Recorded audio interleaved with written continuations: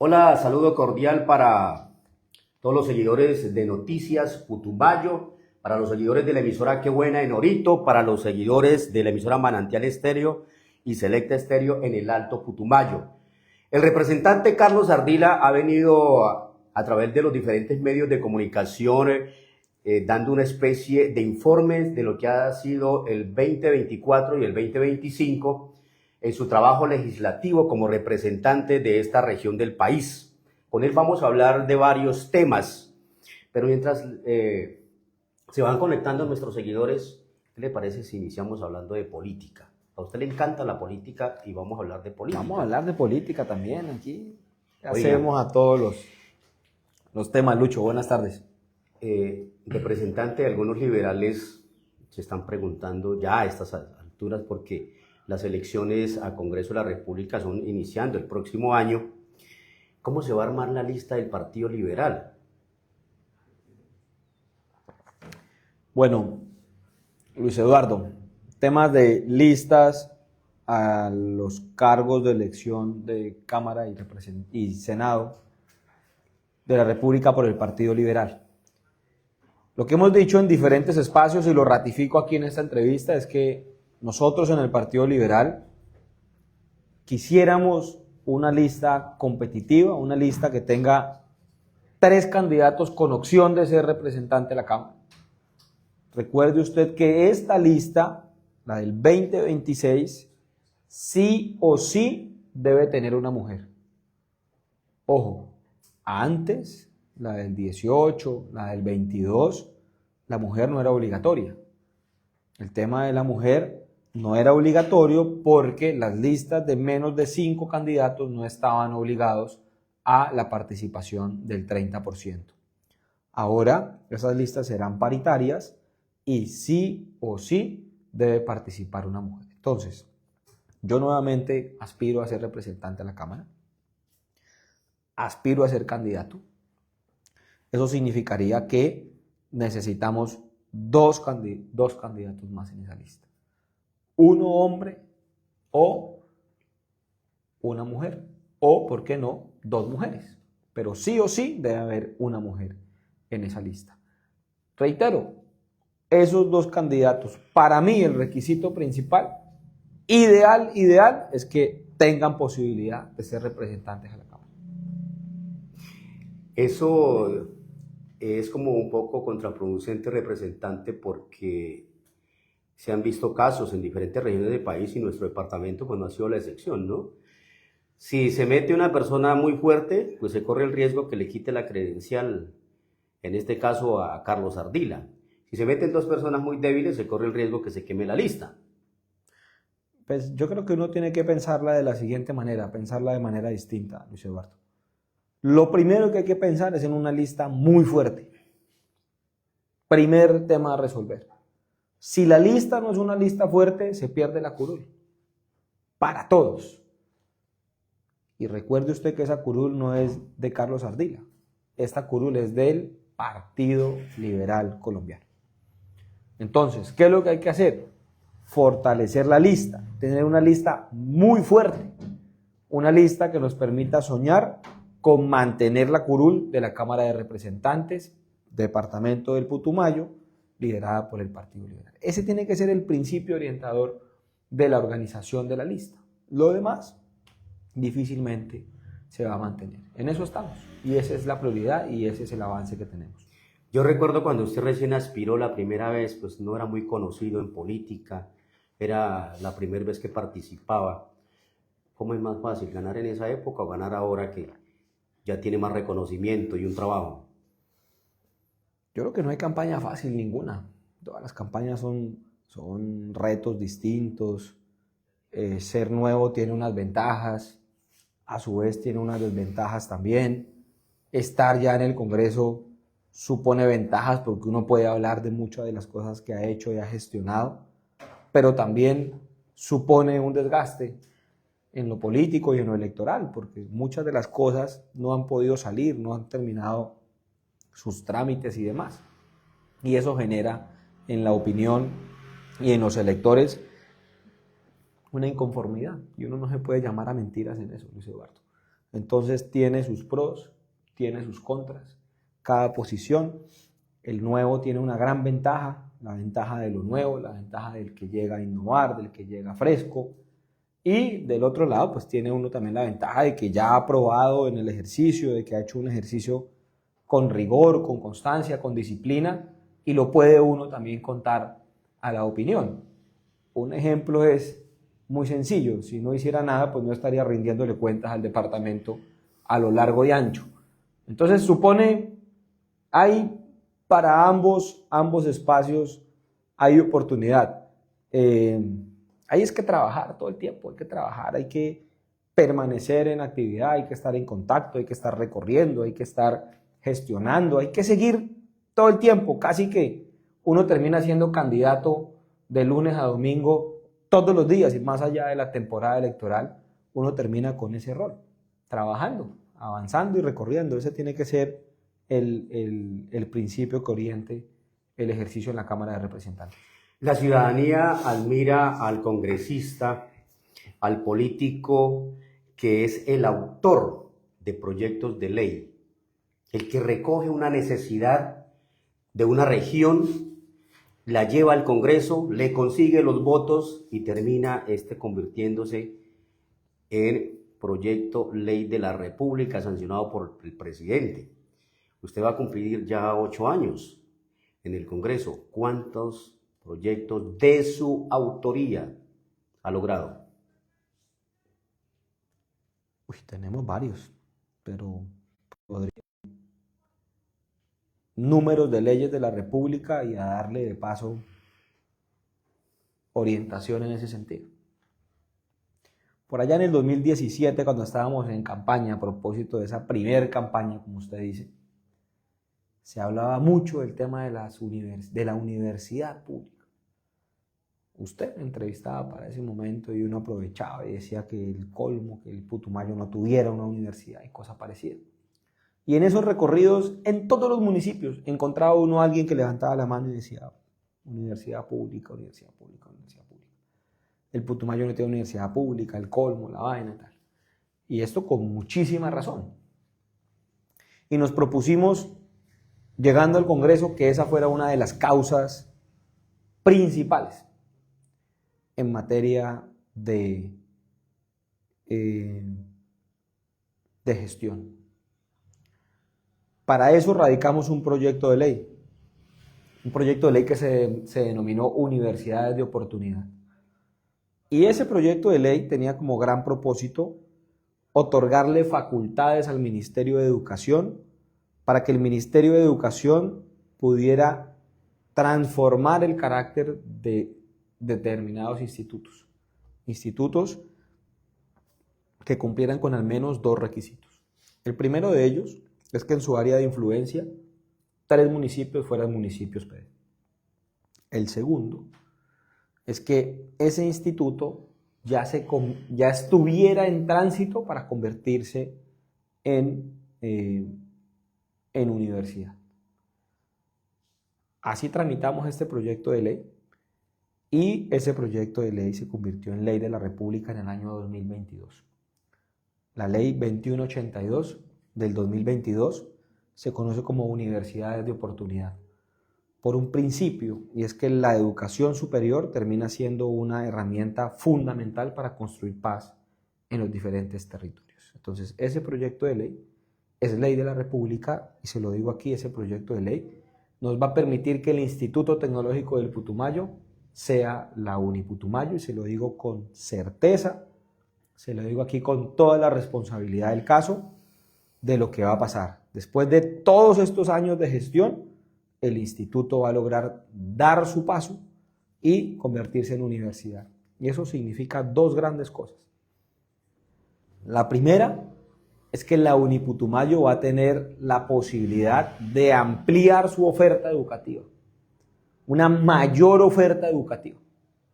Y lo segundo es que esa oferta educativa será una oferta de mayor calidad, porque los indicadores y los estándares con los que medirán a la nueva universidad son más altos y más exigentes que los de un instituto tecnológico. En esa misma línea de educación, radicamos nosotros otro proyecto de ley que tenía como propósito fortalecer financieramente al Instituto Tecnológico del Putumayo.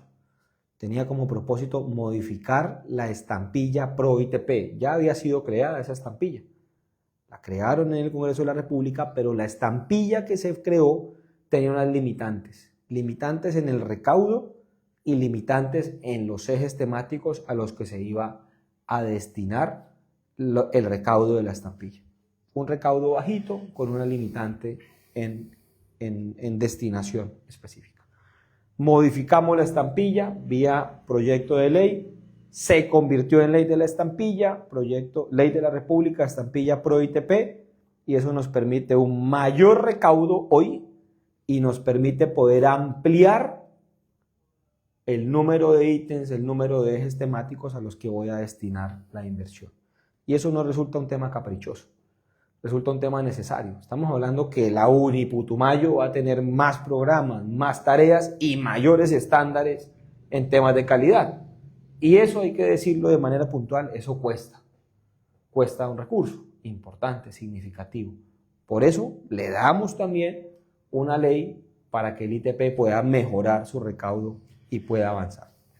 Puedo citarle otra ley de la República, una ley de la República que reconoce los 100 años de Leguízamo y que le permite tener ventajas a la hora de presentar proyectos en materia de inversión en ese municipio, la ley centenario del municipio de Leguízamo. Tenemos el reconocimiento al encuentro cultural y artesanal colombo-ecuatoriano, que es un encuentro binacional, lo declara como patrimonio cultural de la nación, y eso le permitirá al Ministerio de Cultura, al Ministerio de Comercio, a Fontur y a diferentes entidades vincularse en esa celebración que tiene como gran propósito la articulación y tiene como gran propósito el esfuerzo de poder generar lazos de hermandad y darle visibilidad a una frontera que sin lugar a dudas es una oportunidad.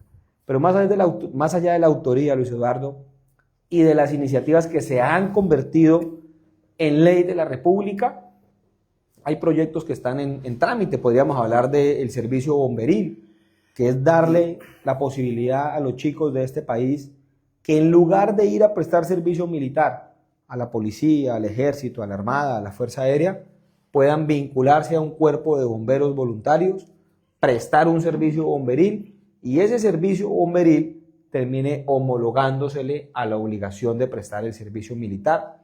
Eso nos permitiría fortalecer más de 1000 cuerpos de bomberos voluntarios en este país. Pero yo quiero destacar, más allá de las autorías y demás, Luis Eduardo, es las posiciones que hemos asumido en la votación de diferentes proyectos de ley. Y arranco con el primero. A mí me inauguraron en el 2018 con la coordinación de un proyecto de ley que resultaba de gran importancia para ese momento. Nosotros llegamos en el 18 y lo primero que radicó el presidente Duque fue una objeción presidencial a una ley estatutaria que reglamentaba la Jurisdicción Especial de Paz. Y eso significaba para ese momento, 2018, Luis Eduardo, acabar con la implementación del Acuerdo de Paz. Y esa primera campaña que hicimos nosotros, dentro de las grandes causas que le contábamos a los putumayenses, era que el proceso de paz, la implementación, suponía una oportunidad para que el Putumayo se pusiera al día con cantidad de tareas que durante tantos años por andar en medio de este conflicto armado habíamos aplazado. Coordinamos esa ponencia y en contravía del presidente de la República, en contravía del fiscal de turno, logramos que el Congreso negara esas objeciones y pudiéramos avanzar en la implementación de la Jurisdicción Especial de Paz. Y así hemos asumido diferentes liderazgos. Otros no se han convertido en ley de la República, como la Ley Estatutaria de Educación, una ley poderosísima, con un contenido poderoso que logró avanzar en la Cámara de Representantes.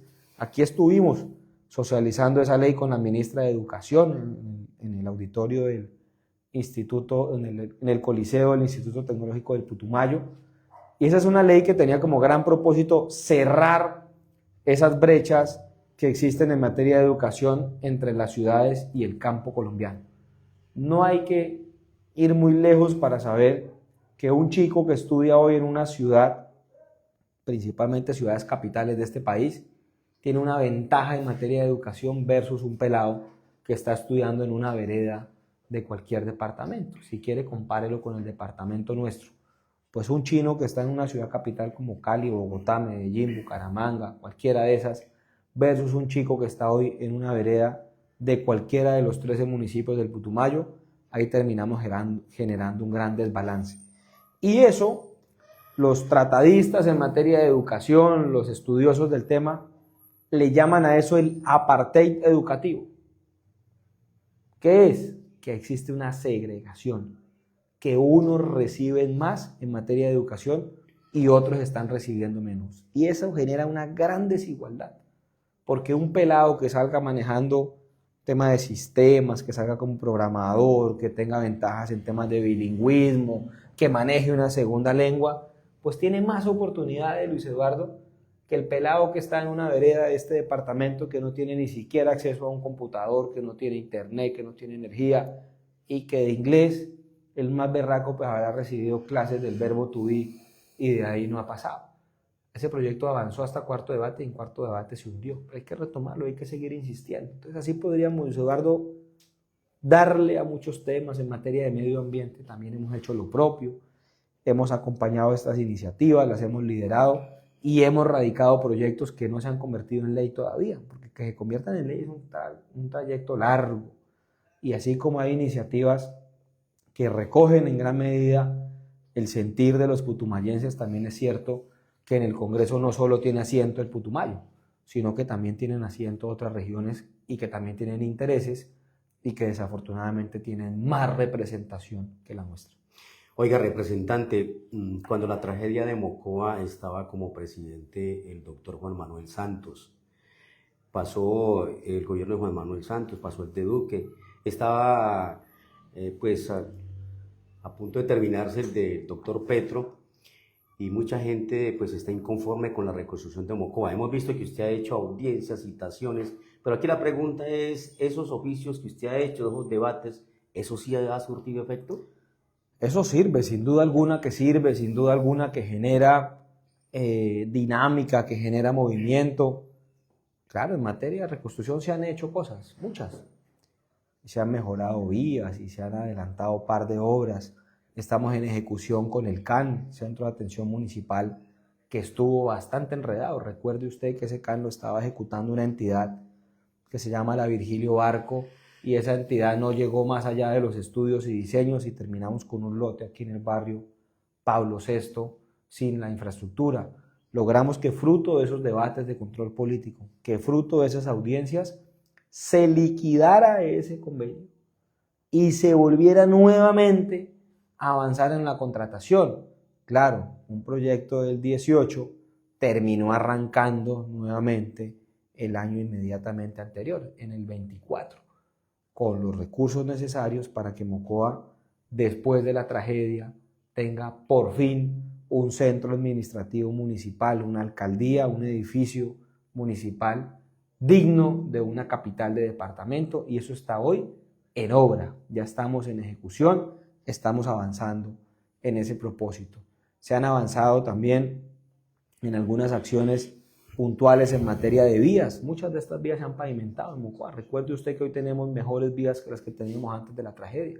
Muchas vías lograron pavimentación, varias placahuellas encontraron recursos para poder financiarse, pero hay que decirlo también con total claridad. Los gobiernos que usted mencionó, pues el caso del presidente Santos ya iba saliendo, pero para el caso del presidente Duque, que tuvo los 4 años y que concentró toda la reconstrucción en la UNGRD, fue un fracaso. Y lo hemos dicho en debates, en audiencias, aquí en radio, en cantidad de intervenciones. No en vano hemos realizado los debates que hemos realizado y las audiencias que hemos realizado.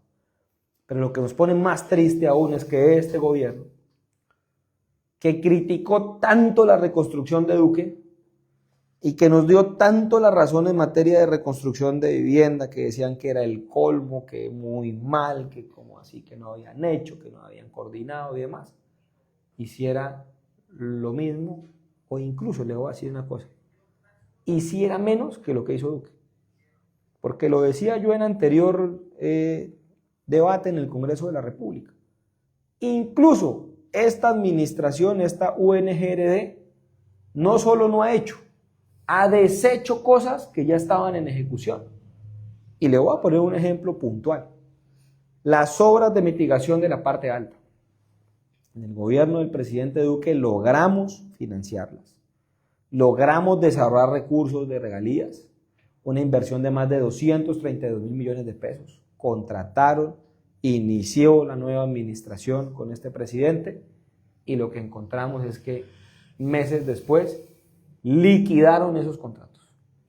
Y existe hoy en la parte alta 0% de avance en obras de mitigación. Óigase bien, 0%. Y lo único que tienen hoy en la unidad es más de 21 demandas, porque son 21 contratos, donde van a terminar enfrentando un litigio y la realidad es que Mocoa no va a tener obras de mitigación en el corto plazo. Y paradójicamente las obras de mitigación son las obras urgentes, son las obras que se necesitan ya, urgente, para evitar una nueva tragedia y para poder mitigar eso. La plata está en una fiducia, la plata está parqueada y no avanza. Sauces 2, para no irnos lejos. Sauces 2, ese proyecto de las 909 viviendas, tiene recursos. Tiene unos recursos ahí disponibles importantes. No avanzan en obra. Veníamos acá, hicimos una audiencia pública. En esa audiencia pública dijo el director que él no iba a contratar a ninguna empresa, que él lo que iba a hacer era que le iba a contratar a los mismos damnificados, les iba a contratar las obras, ¿se acuerda usted? Y que cada damnificado iba a ser el responsable de autoconstruir su vivienda, que eso es lo que había que hacer, y que la UNGRD lo que iba a hacer era que suministraba los materiales de construcción y cada damnificado se dedicaba a construir su vivienda. Que no más contratistas en Mocoa y no más contratistas en materia de vivienda. Yo no alcancé a preguntar, yo dije, pero venga, y si yo soy damnificado y yo no sé de construcción, ¿cómo hago? Lo vamos a formar en el SENA, cursos en el SENA para que aprenda. Pues yo dije, bueno, pues sí, no, esperemos a ver, con algo de escepticismo, pero en medio de tanta gente yo dije, no, voy a ser prudente y voy a esperar a ver qué tal que esto sí funcione también así como lo plantean. Y nada de eso ocurrió, Luis Eduardo, nada. Ni formaron, ni capacitaron, ni autoconstruyeron, no entregaron un palín, no entregaron un palustre ni un balde de construcción para que hicieran algo, nada. Y las viviendas siguen sin contratarse. Ahora dicen que van a faciar ese contrato y que una fase será limpieza del predio. Una segunda fase, un segundo contrato será cierre del predio y que la fase final será la construcción de las viviendas.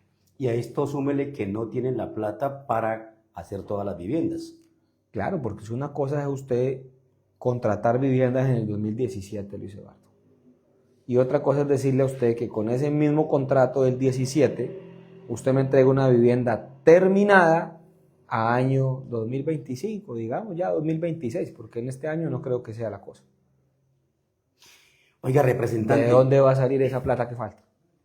cambiando de tema, una de las obras más anheladas por los habitantes del departamento de Putumayo, de Nariño, es la variante Mocoa-San Francisco. Pues se dijo en un inicio que se tenían asegurados los recursos para terminarla. Ahora hay una cantidad de trabas, ahora dicen que plata no hay. ¿Qué ha pasado con esto? Yo decía en algún debate que aquí encontramos funcionarios con las uñas largas para aquellos que se apropian de los recursos públicos, hablando de la unidad que ha estado en tanto escándalo, pero que también tenemos funcionarios que no tienen las uñas largas, sino la lengua larga. ¿Se acuerda usted que por allá en el 2020, 3. ¿Cuándo llegó el presidente Petro? 23. 22. En el 22. En el 2022 citamos a una audiencia pública, a un ejercicio de control político. Y citamos a un ejercicio de control político porque teníamos serias dudas de lo que estaba pasando con la variante San Francisco Mocoa. Citamos al ministro de esa época y lo llevamos a San Francisco, lo citamos a San Francisco Putumayo. Ella en San Francisco, ese ministro dijo que antes de terminar este gobierno, ¿se acuerda usted? El gobierno entregaría en funcionamiento la variante San Francisco Mocoa. Y que esa obra iba a ser una realidad. Que esa obra iba, ahora sí, a ser una realidad para los habitantes del Putumayo y de Nariño. Y eso aplaudían y celebraban y silbaban y decían pues que ese ministro era lo que le faltaba a este país para resolver las obras.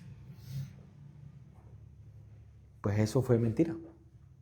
Y yo ese mismo día lo dije, yo tengo seria preocupación con lo que ha dicho el ministro, porque tengo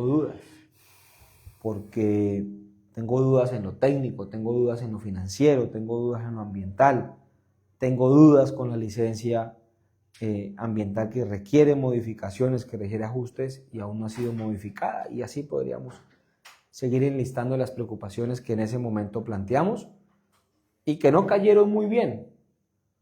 Terminó mucha gente disgustada, terminó mucha gente diciendo que era que estábamos en contra del presidente de turno, que estábamos en contra del ministro. El mismo ministro incluso terminó diciéndome que dejara de ser tan negativo, que me invitaba a un ejercicio de ser mucho más positivo y demás. Y ya sabíamos que eso no iba a pasar. En la variante estamos en lo siguiente. La variante logró recursos por 1,2 billones de pesos. Recursos a ejecutarse en dos frentes de obra. Un frente que va desde San Francisco hacia Mocoa y otro frente que va desde Mocoa hacia San Francisco. De este lado el Grupo Cóndor y del lado de allá un consorcio liderado principalmente por el Grupo Etus. Paisas ambas empresas. Están en obra, pero lo que veíamos nosotros en el mismo contrato es que ese contrato se proyecta a 10 años. Que durante 10 años se van a adelantar obras y que se van a comprometer determinados recursos. En promedio, cada año en variante San Francisco Mocoa se están ejecutando 140 y pico mil, 150 mil millones de pesos. Año.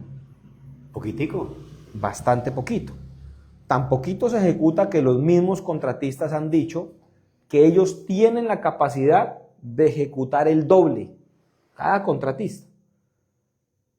Dicho de otra manera y en números, si sumamos la capacidad de esos dos contratistas, podríamos estar ejecutando un promedio de 300 mil millones año. Cada contratista podría estar en 150 mil millones en obra. Sumamos los dos frentes, son 300 mil millones de pesos. Hoy ejecutamos la mitad. Quiere eso decir que tenemos unos contratistas a media máquina, trabajando a mitad de su capacidad. Le hemos pedido al gobierno que nos permita traer vigencias futuras a valores presentes. Que esos recursos del 2030 nos permita traerlos a valor presente y poder decirle a ese contratista, haga más obra porque tengo más disponibilidad de recursos y así podemos recortar el tiempo de esta variante San Francisco Mocoa. Ese anticipo no ha sido posible, el gobierno no lo ha autorizado, para ser preciso, el Ministerio de Hacienda ha dicho que no tiene cupo para poder girar más recursos en materia del proyecto variante San Francisco Mocoa. ¿Qué les hemos planteado? Que contraten un crédito para poder tener caja, para poder tener liquidez. Les hemos planteado también que nos permitan explorar la posibilidad de que el sector privado, en este caso los contratistas, busquen el crédito y que con cargo a vigencias futuras terminen pagando el crédito y así fácilmente podríamos acortar al menos unos 3 años, Luis Eduardo. Pero ojo o sea, no llegar al 30, sino estar por allá en el 27 terminando esos 1.2 billones. Pero también dijimos desde un principio que los recursos de Variante San Francisco-Mocoa, esos 1.2 billones de pesos, no eran suficientes para terminar en su totalidad la Variante San Francisco-Mocoa.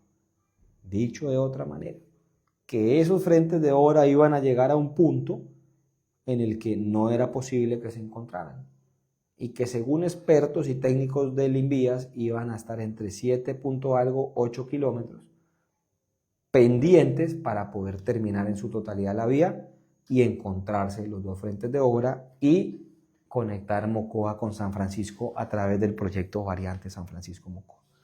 La pregunta que nos hacíamos desde el 2022, si los 1.2 billones no son suficientes, ¿cuánto falta? ¿Cuánto nos queda faltando para empatar esos 7, 8 kilómetros mal contados?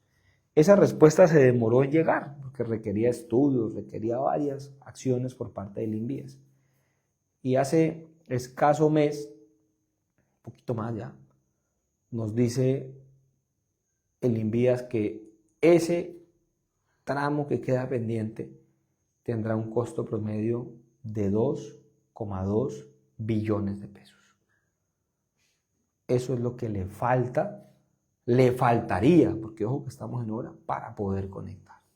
Ahora, ya sabemos el valor, empezamos la gestión con el Invías, con el Ministerio de Transporte, para pedirle a Hacienda recursos y poder empezar a financiar esa obra.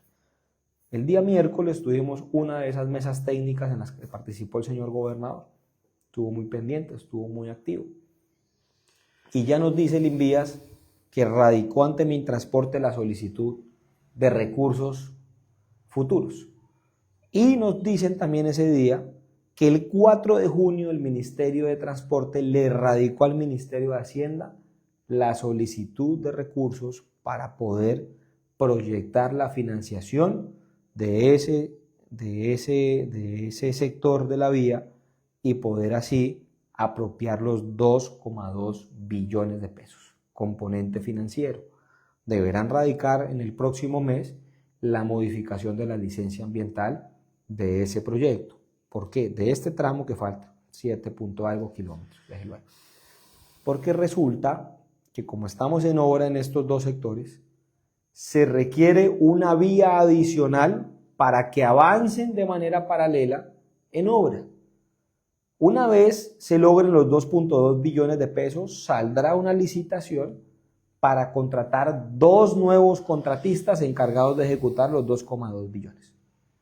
Y para poder hacer eso, pues un contratista no puede trabajar encima del otro ni en los hombros del otro. Estos avanzarán acá en los 1.2 y los otros tendrán que ir avanzando y buscando dónde adelantar obra. Eso se conoce en el argot técnico como vías industriales. En la actual licencia ambiental no hay vías industriales. Entonces toca modificar y poder incluir esas vías industriales ahí. Una vez se logre esto, tendríamos 4 frentes de obra. 2 frentes de obra del sector San Francisco y 2 frentes de obra desde Mocoa hacia San Francisco, avanzando en esa tarea. Esa es la realidad hoy del proyecto Variante San Francisco-Mocoa. ¿Hoy hay obra? Sí. ¿Hay una obra lenta? Sí. ¿Por los contratistas? No. ¿Por qué?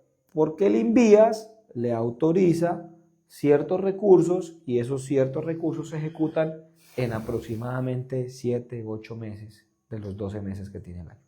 Representante, y si hablamos sobre la obra del puente sobre el río Caquetá, ¿esa obra sí tiene los recursos asegurados? Ese es un buen ejemplo. Qué bueno, Lucho, que usted lo plantee. Resulta que allá hicimos la misma tarea. El puente sobre el río Caquetá era una obra, un ítem de obra que arrancaba en el 28, no en el 24. ¿Qué se dijo? Permítanos, señor Invías, esos recursos de allá, traerlos a valor presente y empezar a hacer este puente que es muy importante. Ese puente es casi la mitad de ese proyecto, un poquito más de la totalidad de ese proyecto. El costo incluso de ese proyecto supera la mitad del proyecto en su totalidad.